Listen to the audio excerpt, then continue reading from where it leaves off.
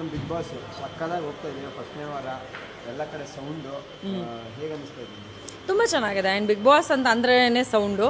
So ಯಾರ್ಯಾರು ಚೆನ್ನಾಗಿ ಮಾಡಬೇಕು ಅಂತ ಬಂದಿದ್ದಾರೋ ಎಲ್ಲರೂ ಚೆನ್ನಾಗಿ ಮಾಡಲಿ. ಆ್ಯಂಡ್ ಯಾರ್ಯಾರು ಇನ್ನೂ ಚೆನ್ನಾಗಿ ಮಾಡೋದಕ್ಕೆ ಆಗ್ತಾ ಇಲ್ವೋ ಅವರು ಕೂಡ ಚೆನ್ನಾಗಿ ಮಾಡಲಿ. ನಮ್ಮ ಬಿಗ್ ಬಾಸ್ನ ನಿಲ್ಲಿಸ್ತೀವಿ, ಬಿಗ್ ಬಾಸ್ಗೆ ಕೇಸ್ ಹಾಕ್ತೀವಿ ಅಂತ ಎಲ್ಲ ಅಂತಿದ್ರು. ಒಂದು ಇಬ್ಬರು ಮೂರು ಕಂಟೆಸ್ಟೆಂಟ್ ಅದಕ್ಕೇನು ರಿಯಾಕ್ಟ್ ಮಾಡ್ತೀವಿ? ಸುದೀಪ್ ಸರು ನಮ್ಮ ಅಪ್ಪನ ಹಣ ಅದಾಗಲ್ಲ ಅಂತ ಹೇಳಿದ್ದು ಸುಮ್ಮನೆನಾ ಅಲ್ವಾ? ಯಾರ ಕೈಯಲ್ಲೂ ಏನಾದರೂ ಒಂದು ಮುಂದುವರಿಬೇಕು ಅಂತಂದ್ರೂ ಅದು ಅವ್ರ ಕೈಯಲ್ಲೇ ಸಾಧ್ಯ. ಏನಾದರೂ ಒಂದು ನಿಲ್ಲಿಸ್ಬೇಕು ಅಂತಂದ್ರೂ ಅದು ಅವ್ರ ಕೈಯಲ್ಲೇ ಸಾಧ್ಯ. So Bigg Boss team, Sudeep sir, Prakash sir, ಇವರ ಒಂದು ಕಲರ್ಸ್ ಚಾನಲ್ ಎಂಟಮಾಲ್ ಇವ್ರ ಕೈಯಲ್ಲಿ ಏನಾಗುತ್ತೋ ಮುಂದಕ್ಕೆ ತೊಗೊಂಡೋಗ್ಬೇಕು ಅಂದ್ರೂ ಅವರೇ ಡಿಸೈಡ್ ಮಾಡಬೇಕು. ಅಥವಾ ನಿಲ್ಲಿಸೋ ಮಾತಿಲ್ಲ. ಯಾಕೆ ನೆಗೆಟಿವ್ ಮಾತಾಡೋಣ? ಚಾನ್ಸೇ ಇಲ್ಲ. ನಿಮ್ಮ ಫ್ರೆಂಡ್ ಅನುಷಾ ರೈ ಅವರು ಫಸ್ಟ್ನೇ ವಾರ ತುಂಬ ಇದು ಮಾಡಿದ್ದಾರೆ, ಪರ್ಫಾರ್ಮೆನ್ಸ್ ಚೆನ್ನಾಗಿ ಕೊಟ್ಟಿದ್ದಾರೆ, ಟಾಸ್ಕ್ ಎಲ್ಲ ಗೆದ್ದಿದ್ದಾರೆ, ಫಿಸಿಕಲ್ ಟಾಸ್ಕ್ ಎಲ್ಲ. ಏನು ರಿಯಾಕ್ಟ್? ಅಲ್ಲಿ ನನಗೆ ಮೇಜರ್ ಪ್ರಾಬ್ಲಮ್ ಇವಾಗ ಏನಾದರೂ ಒಂದು ಒಪಿನಿಯನ್ ಹೇಳಬೇಕು ಅಂತಂದರೆ ಮೇಜರ್ ಇರೋದೇನೆ 80% ಎಲ್ಲರೂ ಗೊತ್ತು ನನಗೆ. ಸೊ ಶಿಶಿರ್ ಇರ್ಬೋದು, ರಂಜಿತ್ ಇರ್ಬೋದು, ಧರ್ಮ ಅವ್ರು ಇರ್ಬೋದು, ಐಶ್ವರ್ಯ, ಅನುಷಾ, ಭವ್ಯ ಆ್ಯಂಡ್ ಇನ್ಯಾರು ಒಂದು ಇಬ್ಬರು ಮೂರು ಜನ ಬಿಟ್ಟು ಎಲ್ಲರೂ ನನಗೆ ಪರಿಚಯ ಇದ್ದಾರೆ. ತ್ರಿವಿಕ್ರಮ್ ಅವರು, ಸೊ ಶಿಶಿರ್ ಅವರು, ಸೊ ಎಲ್ಲರೂ ಪರಿಚಯ ಇರೋದ್ರಿಂದ ಏನಾಗುತ್ತೆ, ಮಾನ್ಸಾ ಗ್ಯಾನ್. ಸೊ ನನಗೆ ಒಬ್ಬರು ಒಪಿನಿಯನ್ನ ಜಸ್ಟ್ ಒಂದು ವಾರದಲ್ಲಿ ಡಿಸೈಡ್ ಮಾಡೋದಕ್ಕೆ ಇಷ್ಟ ಇಲ್ಲ. ಯಾಕೆ ಅಂತಂದರೆ ನನಗೆ ಗೊತ್ತಿರುವಂತಹ ವ್ಯಕ್ತಿಗಳು ಅವರು ಇಂಡಿವಿಜುವಲಿ ತುಂಬ ಸ್ಟ್ರಾಂಗ್. ಆ್ಯಂಡ್ ಗೊತ್ತಿಲ್ಲದಿರೋರು ಒಂದಿಬ್ಬರಿದ್ದಾರೆ. ಜಗದೀಶ್ ಸರ್ ಇರ್ಬೋದು, ಚೈತ್ರ ಅವ್ರು ಇರ್ಬೋದು, ಮಂಜು ಸರ್ ಇರ್ಬೋದು, ಕೇಳ್ಪಟ್ಟಿದ್ದೀವಿ ಅವ್ರಗಳ ಬಗ್ಗೆ. ಸೊ ನೋಡೋದಕ್ಕೊಂದು ಅವಕಾಶ ಸಿಗ್ತಾ ಇದೆ. ಎಲ್ಲರೂ ಒಂದೊಂದು ರೀತಿಯಾಗಿ ಸ್ಟ್ರಾಂಗ್ ಆಗಿ ಕಾಣಿಸ್ಕೊಳ್ತಾ ಇದ್ದಾರೆ. ಅನುಷ್ ಅವರು ತುಂಬ ಚೆನ್ನಾಗಿ ಮಾಡಿದ್ದಾರೆ. ಆ್ಯಂಡ್ ಮೋಕ್ಷಿತಾ ಅವರು ಟಾಸ್ಕ್ನ ತುಂಬ ಚೆನ್ನಾಗಿ ಮಾಡಿದ್ದಾರೆ. ರಂಜಿತ್ ಅವರು ತುಂಬ ಚೆನ್ನಾಗಿ ಮಾಡಿದ್ದಾರೆ. ಸೊ ಫಾಲೋ ಮಾಡ್ತಾ ಇದ್ದೀನಿ ಅನ್ನೋದಕ್ಕೆ ಪ್ರೂಫ್ ಇದು.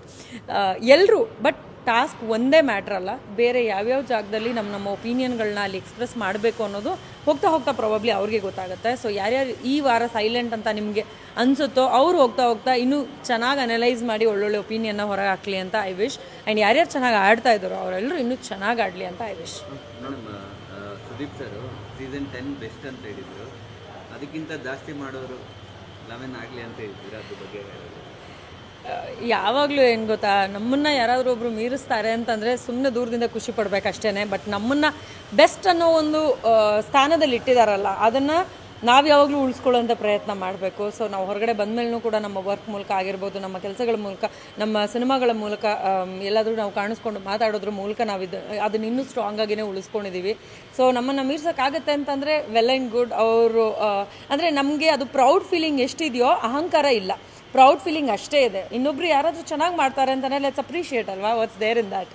ನಮ್ಮ ಹಳೆ ಕಂಟೆಸ್ಟೆಂಟ್ಸ್ಗಳನ್ನ ಒಳಗಡೆ ಕಳಿಸ್ತಾ ಇರ್ತಾರೆ, ನೆಕ್ಸ್ಟ್ ಕಳಿಸಿದ್ರೆ ಹೋಗ್ತೀರಾ?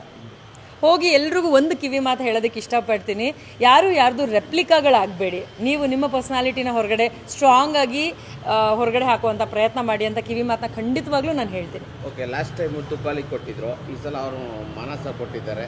ಸೊ ಬೇರೆ ಯಾರು ಇರಲಿಲ್ವಾ ಅಂತ ಹೇಳ್ಬಿಟ್ಟು ಒಂದು ದೊಡ್ಡ ಟಾಕಿಂಗ್ ನಡೀತಾ ಇದೆ. ಯಾರಿಗೆ ಅರ್ಹತೆ ಇದೆಯೋ ಅವರೆಲ್ಲರೂ ಬಿಗ್ ಬಾಸ್ಗೆ ಹೋಗ್ತಾರೆ. ಇವ್ರು ಬಿಟ್ರೆ ಅವ್ರು ಯಾರು ಅನ್ನೋ ಥರದ್ದು ನಡೆಯಲ್ಲ. ಅಲ್ಲಿ ಯಾರಿಗೆ ಯಾವ ಕೇಪಬಿಲಿಟಿ ಇದೆ ಅಂತ ಅನ್ಸುತ್ತೋ ಅವರನ್ನು ಮಾತ್ರನೇ ಬಿಗ್ ಬಾಸ್ ಸೀಸನಲ್ಲಿ ಕಾಸ್ಟ್ ಮಾಡ್ತಾರೆ. ಬಿಗ್ ಬಾಸ್ ಕಂಟೆಸ್ಟೆಂಟ್ಗಳು ಎಲ್ಲ ರೆಫರ್ ಮೇಲೆ ಹೋಗಿದ್ದಾರೆ ಅಂತ ತುಂಬ ಜನದ ಮೇಲೆ ಇದಿದೆ. ಐಶ್ವರ್ಯ ಅವ್ರು ಇರ್ಬೋದು, ತುಂಬ ಜನ ರೆಫರ್ ಮಾಡಿ ಆಚೆಗಡೆ ಫ್ರೆಂಡ್ಸ್ನ ಒಳಗೆ ಕಳಿಸಿದ್ದಾರೆ ಅಂತ ಇದು ಮಾಡ್ತಾ ಇದ್ದಾರೆ. ಅದಕ್ಕೆ ನೀವೇನು ಅನ್ಸುತ್ತೆ? ಮನೀಷಾ ಯಾರನ್ನ ಕಳಿಸಿದ್ರು? ನೀವು ಯಾರನ್ನಾರ ಕಳಿಸಿದ್ರಾ? ಖಂಡಿತ ಇಲ್ಲ.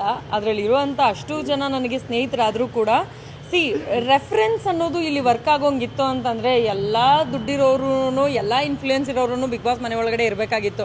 ಯಾಕೆ ಅವ್ರು ಯಾರೂ ಇಲ್ಲ, ಯಾರ್ಯಾರು ಕೇಪಬಿಲಿಟಿ ಇದೆಯೋ ಅವ್ರು ಇದ್ದಾರೆ ಅಷ್ಟೇ. ಈ ರೆಫರೆನ್ಸ್ ಎಲ್ಲ ಬೇರೆ ಕಡೆ ನಡಿಬೋದು, ಬಿಗ್ ಬಾಸಲ್ಲಿ ನಡೆಯಲ್ಲ.